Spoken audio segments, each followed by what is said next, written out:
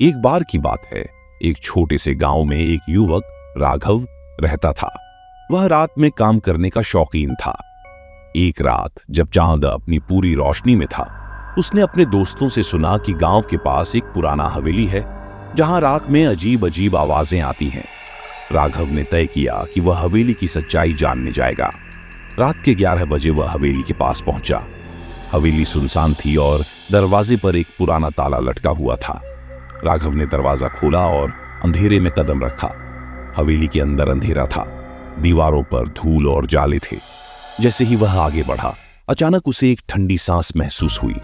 उसने मुड़कर देखा, लेकिन वहां कोई नहीं था। फिर उसने एक पुरानी तस्वीर देखी जिसमें एक खूबसूरत महिला थी, लेकिन उसकी आंखें अजीब सी थीं, जैसे वह उसे देख रही हो। तभी अचानक हवेली में एक खड़खड़ाहट हुई। राघव ने डरते हुए देखा कि एक साया उसके पास आ रहा है। वो तेजी से दौड़ने लगा, लेकिन साया उसके पीछे था। राघव ने सोचा कि वह मर जाएगा। वह हवेली के एक कमरे में भागा और दरवाजा बंद कर दिया। कमरे में उसने अपनी सांसें थमाई, लेकिन अचानक उसे महसूस हुआ कि वह अकेला नहीं है।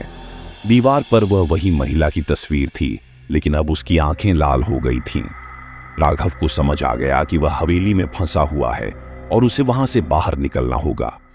वह धीरे धीरे दरवाजा खोलता है और बाहर निकलता है, लेकिन साया फिर से उसके सामने आता है। राघव ने अपनी आंखें बंद कर लीं और चिल्लाने लगा, मुझे माफ कर दो।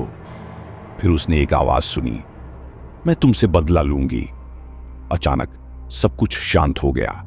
जब राघव ने अपनी आंखें खोली तो उसने देखा कि वह हवेली से बाहर है, लेकिन उसके मन में एक डर था। उसने गांव लौटते ही सबको इस कहानी सुनाई। आज भी लोग उस हवेली को दूर से देखते हैं और कहते हैं कि वहां रात में उस महिला का साया घूमता है।